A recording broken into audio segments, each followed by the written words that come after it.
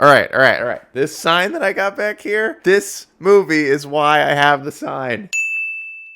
I am well aware that this movie has probably not been seen by that many people, and I am certain that this review will also probably not be seen by that many people. But that being said, I Used to Be Famous is one of the best Netflix movies to come along this year. It came out a month ago. I don't know why Netflix is so bad at promoting literally any of these like lesser known movies. Like, unless they have basically finally accepted that you do not want to watch the new Jeffrey Dahmer show, then they'll show you some of the hidden gems on the platform. I am so glad that I found this movie. I watched a little bit of like little pre-roll trailer that they show when you hover over the movie, and it looked interesting, and I decided to give it a shot.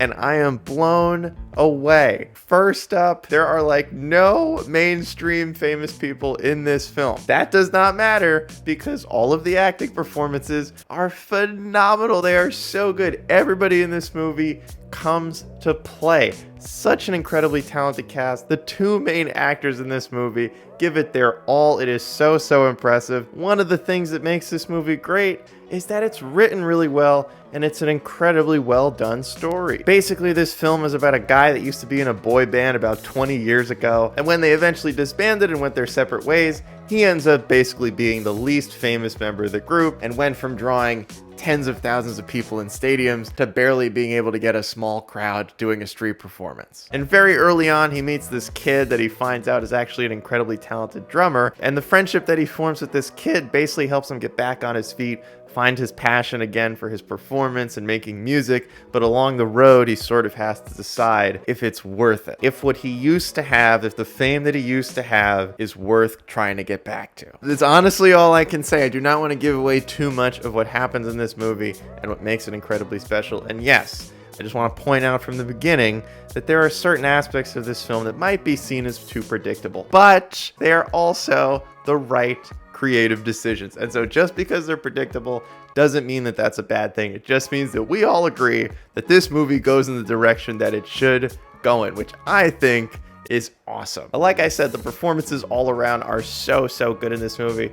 But on top of that, the soundtrack in I Used to Be Famous absolutely slaps. This soundtrack is banger after banger after banger. All of the songs are so good. All of the original music is so good. All of the covers that they do of songs that we might already be familiar with, like House of the Rising Sun, which is one of my favorite songs. It shows up in this movie. Go figure. I'm glad to know that other people think that song is really good, but the version of that song that they do in this film is incredible. I pulled out Shazam right away. I had to know, like, does this exist? Did they do a full version? They did. The soundtrack is great. And I'm just excited. Movies like this get me excited. Original films like this that are covering subject matters that we've all seen before. We've seen the whole boy band thing where they're popular, Backstreet Boys, NSYNC, right? And then maybe one or two of the people in those groups ends up becoming really famous or sustaining the level of fame that they had, but there's always the people that don't, and this story is following one of the people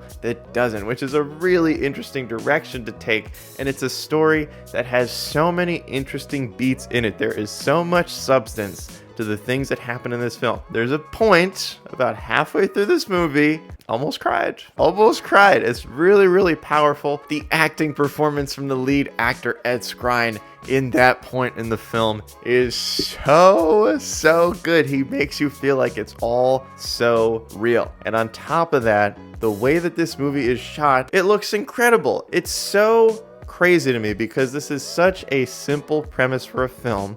It is exploring a subject that we've all seen happen countless times, of bands that break up. Some people remain successful, some don't. But this movie looks so good. There are so many shots that look like they could be paintings, which in smaller films like this, you're not necessarily really looking for anything special with cinematography. And to be fair, it's not really anything all too special, but there are a few shots in this film that are breathtakingly beautiful. They are so well done, and it really just speaks volumes of a story like this. I like movies that revolve around music like this. I loved Sound of Metal. I loved Hearts Beat Loud. I loved Whiplash. This film feels like it's taking inspiration from all three of those other movies, and it does so in the best way possible. There are so many parallels to what we've seen in past films like the ones I've mentioned and what we see in this movie that just help to make this story work so well. And so look, I'm well aware that this movie is not going to be near the top of anybody's watch list. There's a very good chance that this movie is buried so far down in your Netflix algorithm that you may never